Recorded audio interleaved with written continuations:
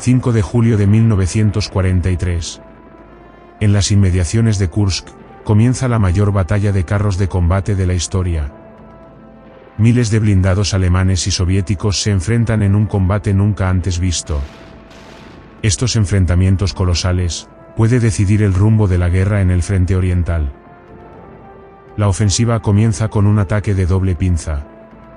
Desde el norte y el sur, las fuerzas alemanas avanzaban para rodear el saliente de Kursk y destruir a las tropas soviéticas en su interior. Sin embargo, el principal esfuerzo blindado se concentraba en la pinza sur, donde los alemanes buscaban romper las defensas soviéticas. En ese sector, avanzaban las tres divisiones más importantes de las Waffen-SS, organizadas y reunidas en el cuerpo Panzer-SS, bajo el mando del Obergruppenführer, Paul Hauser. Para el 12 de julio de 1943, el avance alemán había logrado penetrar unos 50 kilómetros en las defensas soviéticas, llegando a las inmediaciones de Prokhorovka. En este punto, cientos de blindados de ambos bandos se enfrentarían en una de las mayores batallas de carros de combate de la historia. Ese mismo día, dentro de uno de aquellos tanques, se encontraba el SS Obersturmführer, Rudolf von Ribbentrop, al mando de una compañía del regimiento blindado de la primera división Panzer SS Leibstandarte Adolf Hitler. Como su apellido indica, el SS Obersturmführer Rudolf von Ribbentrop era hijo del jerarca nazi, Joachim von Ribbentrop, el ministro de Asuntos Exteriores de Hitler. Retrotrayendo en el tiempo, Rudolf pasó gran parte de su adolescencia en Londres, acompañando a su padre, quien ejercía como embajador de Alemania en Inglaterra. Sin embargo, al cumplir los 18 años, regresó a Alemania, y se unió a las Waffen-SS como recluta. Tras resultar herido durante la campaña de Francia, Rudolf ingresó en la Escuela de Oficiales de las SS en Braunschweig, donde fue formado como oficial.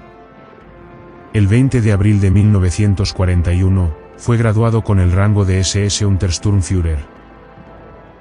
Con el inicio de la Operación Barbarroja en junio de 1941, Rudolf fue enviado al frente de Finlandia, donde asumió el mando de un pelotón de reconocimiento dentro del Kampfgruppe SS Nord.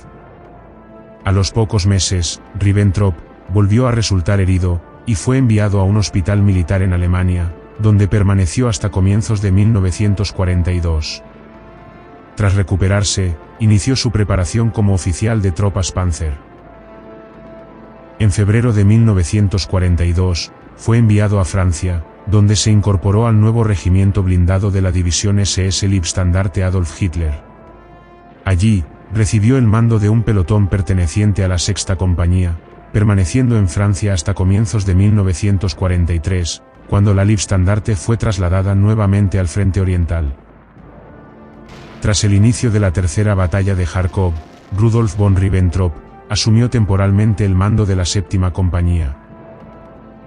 Al finalizar la batalla, fue condecorado con la Cruz de Hierro de primera clase, y el 20 de abril de 1943, ascendió a SS Obersturmführer.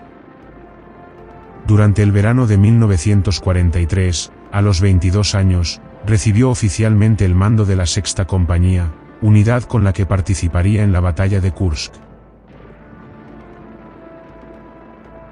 6 días después del inicio de la ofensiva alemana en Kursk, el cuerpo Panzer SS se encontraba en las afueras del suroeste de Prokhorovka. Al día siguiente, el 12 de julio de 1943, se daría una de las batallas de tanques más emblemáticas de todo el frente oriental. El cuerpo Panzer SS estaba conformado por la primera división SS Leibstandarte, por la segunda división SS Das Reich, y por la tercera división SS Totenkopf. Mientras la Totenkopf y la Das Reich protegían los flancos, la Leibstandarte avanzaba como la punta de lanza del cuerpo. A la cabeza de este avance, se encontraba la compañía de Rudolf von Ribbentrop, situada en la vanguardia del ataque hacia Prokhorovka.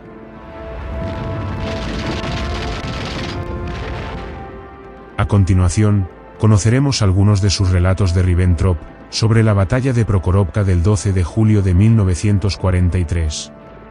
Es importante señalar que esta es únicamente su perspectiva personal sobre los acontecimientos. Después de despertar junto a mi tripulación bajo nuestro Panzer IV, pude ver a lo lejos una columna de humo púrpura elevándose en el horizonte. «Alarma Panzer», fue lo primero que grité. Rápidamente, me dirigí al cuartel general del batallón, donde me reuní con mi comandante, el SS Sturmbannführer Martin Gross, y me transmitió las órdenes del día. La infantería ya había detectado la presencia de varios grupos de blindados soviéticos, y algunos de ellos ya habían comenzado a realizar incursiones contra nuestras posiciones. Mi sexta compañía debía apoyar a la infantería, y si era necesario, entrar en acción. Al regresar con mis hombres, ordené a mi tripulación prepararse para el combate, y seguirme hacia el frente. Poco después, mis 7 tanques de Panzer IV alcanzaron las cercanías de la colina 252. Frente a nosotros, se extendía una enorme llanura, defendida por el tercer batallón del segundo regimiento de granaderos SS, bajo el mando del SS Sturmbannführer, Joachim Peiper. La defensa estaba formada por varias trincheras y posiciones excavadas. Un elemento clave del terreno era un gran barranco, que solo podía cruzarse mediante un puente de madera. Decidí colocar mis tanques justo detrás de los Panzer Grenadiers, atrincherados en el valle, desde donde podríamos abrir fuego contra cualquier tanque soviético que apareciera sobre nosotros. Una vez en posición, observé a mi izquierda un grupo de unos 20 T-34, a una distancia aproximada de 800 metros, una distancia ideal para un buen artillero. Ordené a mi compañía abrir fuego a discreción. En cuestión de minutos, varios T-34 comenzaron a arder, y la amenaza fue neutralizada sin que recibiéramos fuego de respuesta. Después de ese primer enfrentamiento, recorrí la zona con mis prismáticos, hasta que descubrí algo mucho más preocupante. A mi derecha aparecieron 20, 30, 40 tanques soviéticos, demasiados para contarlos, avanzando a tan solo 500 metros de nuestra posición. Sobre cada T-34 viajaban varios soldados de infantería soviética. La escena era desconcertante. Mientras observaba la enorme concentración de blindados enemigos, mi conductor comenzó a gritarme que debía tomar una decisión, y dejar de contemplar aquella masa de tanques. En ese momento, mis Panzer IV se encontraban demasiado adelantados y aislados, muy por delante de los Panzer Grenadiers de la Liebstandarte. La división solo podía confiar en mi sexta compañía, y en los granaderos de Peiper, para mantener aquella parte del frente. Fue entonces, cuando ordené a mi artillero abrir fuego. Mi conductor, ante aquella aterradora visión, estaba a punto de abandonar la posición y retirarse. Un impacto me lanzó hacia atrás dentro de mi puesto. En ese instante, ordené a mi artillero girar la torreta hacia la derecha, y abrir fuego contra los T-34 soviéticos que se acercaban rápidamente hacia nuestra posición. El primer proyectil alcanzó su objetivo, que se encontraba a tan solo 60 metros de distancia. Pero mientras mi tanque comenzaba a girar la torreta, el Panzer IV que estaba junto a nosotros, perteneciente al SS Unterscharführer Papke, fue alcanzado por varios proyectiles enemigos, y estalló en una enorme bola de fuego. Papke, su comandante, fue el único que logró salir con vida del interior del tanque en llamas. Aunque fue evacuado de los restos del vehículo, las heridas sufridas durante la explosión terminarían causándole la muerte horas más tarde. La primera oleada de tanques soviéticos ya estaba prácticamente encima de nosotros. Detrás de ellos apareció otro grupo, y después otro más. Tanque tras tanque, oleada tras oleada, los blindados soviéticos se lanzaban contra nuestra línea de Panzer IV. Todo ocurrió en cuestión de minutos. Nuestros artilleros disparaban desesperadamente contra los vehículos enemigos que se aproximaban, y con cada disparo, otro tanque soviético era destruido. Para ese momento, había aceptado que probablemente moriría aquel 12 de julio. Sin embargo, seguí combatiendo. En una rápida sucesión, mi tripulación destruyó 3 o 4 T-34 a menos de 30 metros de nuestra posición. Pero estábamos aislados, rodeados, y con las reservas de combustible disminuyendo rápidamente. Solo nos quedaba una opción: romper el cerco, y avanzar hacia una posición más defendible. Por suerte para mi compañía, una pequeña elevación del terreno se encontraba justo detrás de nosotros, ofreciéndonos cobertura frente a la vista de los tanquistas soviéticos. Cuando comenzamos la retirada, varios T-34 aparecieron de nuevo sobre nosotros. Uno de ellos se detuvo a tan solo 30 metros de mi Panzer IV. El tanque enemigo comenzó a girar su torreta lentamente hacia nuestra posición, preparándose para disparar. En el instante en que pude ver directamente el cañón del T-34 apuntando hacia nosotros, grité a mi conductor que pusiera el tanque en movimiento. «Panzers adelante. Marchen», fue lo que grité. Cada segundo podía significar la muerte de toda la tripulación. Mientras avanzábamos en zigzag, nos acercamos hasta quedar a unos 5 metros del T-34, que seguía cada movimiento de nuestro Panzer IV. Entonces ordené detenernos a unos 10 metros detrás del tanque soviético. Desde esa posición, mi artillero pudo abrir fuego contra el blindado inmovilizado. El impacto fue devastador, el proyectil arrancó la torreta del T-34 de un solo disparo. De los 7 Panzer IV que componían mi sexta compañía, solo 4 seguían operativos después de aquellos 30 minutos de combate. Sabía que la única posibilidad de sobrevivir, tanto para mi tripulación como para el resto de mis 4 tanques, era romper el contacto y avanzar hacia nuestras propias líneas.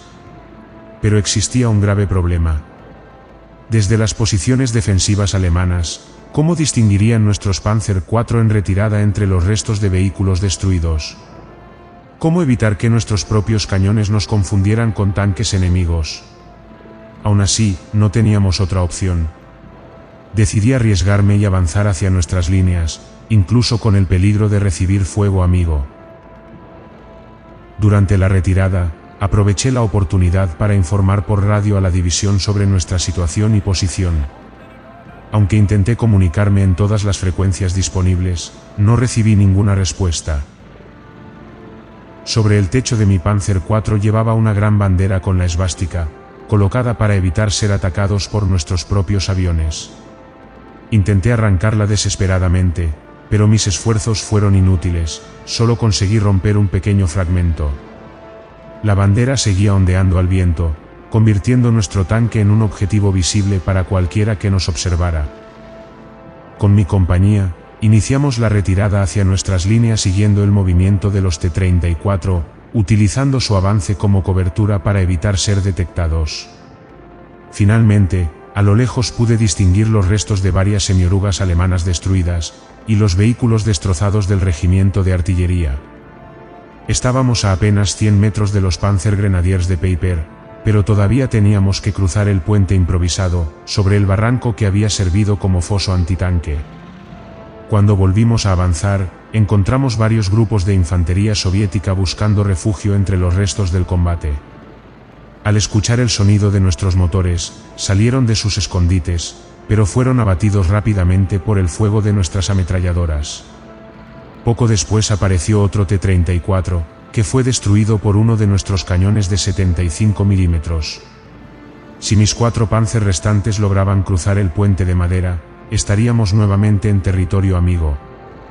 Sin embargo, otro grupo de T-34, acompañado de infantería soviética, también se dirigía hacia el mismo punto buscando cruzar el barranco antitanque. Si conseguían atravesar aquel puente, las posiciones del Liebstandarte podían derrumbarse como un castillo de naipes. Mis hombres y yo, tomamos posiciones detrás de los restos de varios T-34 destruidos. Al otro lado del barranco, se encontraban los cañones PaK operados por los hombres de Peiper. Solo podíamos esperar y preparar la emboscada. Cuando los cañones antitanques abrieron fuego, el infierno volvió a desatarse alrededor de nuestros Panzer IV. Varios T-34 quedaron destruidos bajo el fuego combinado de nuestros tanques y los cañones PaK. Pero mi situación seguía siendo desesperada. Entonces mi cargador, Heinz Trautmann, gritó que el último proyectil ya estaba cargado en el cañón. En ese mismo instante, mi artillero, Kurt Hoppe, comenzó a gritar. Había sido alcanzado en los ojos. Un proyectil soviético había impactado contra la víscera del tanque, desplazándola varios milímetros hacia atrás, y alcanzando a mi artillero en los ojos. Con mi Panzer dañado y fuera de combate, finalmente tomé la decisión de lanzarnos hacia el puente. solo podía esperar que los artilleros de los cañones Pack, al otro lado del barranco, reconocieran nuestros tanques a tiempo, y no abrieran fuego contra nosotros. Por suerte, así ocurrió.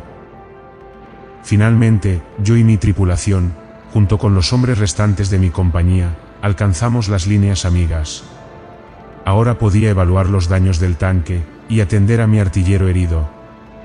Pero mi jornada en Prokhorovka todavía no había terminado.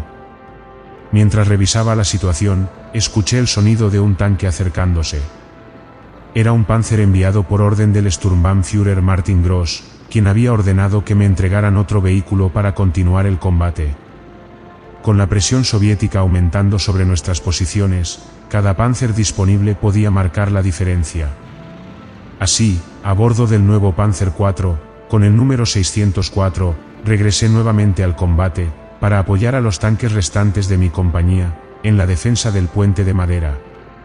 El ataque soviético fue finalmente rechazado, y mi compañía permaneció cerca de las líneas amigas, lista para recibir nuevas órdenes del cuartel general de la división.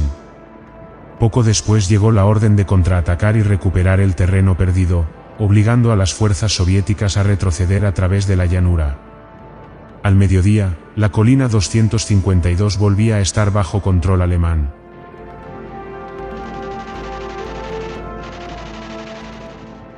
Tras la batalla del 12 de julio, la compañía de von Ribbentrop había sufrido graves pérdidas. Muchos de los tanquistas más experimentados de la unidad habían muerto durante los intensos combates.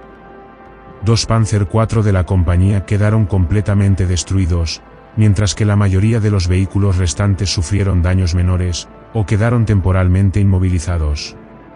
Sin embargo, la mayor pérdida, no solo para la compañía, sino para todo el ejército alemán, fue la muerte de sus tripulaciones veteranas, hombres con años de experiencia en combate que resultaban prácticamente imposibles de reemplazar. El quinto ejército de tanques de la Guardia sufrió la pérdida de más de 200 blindados, en manos solamente de la primera división Panzer SS Leibstandarte Adolf Hitler. A la compañía de von Ribbentrop se le atribuyó la destrucción de 14 de estos vehículos soviéticos. Por estos motivos, 3 días después, el 15 de julio de 1943, el SS Obersturmführer Rudolf von Ribbentrop fue condecorado con la Cruz de Caballero de la Cruz de Hierro.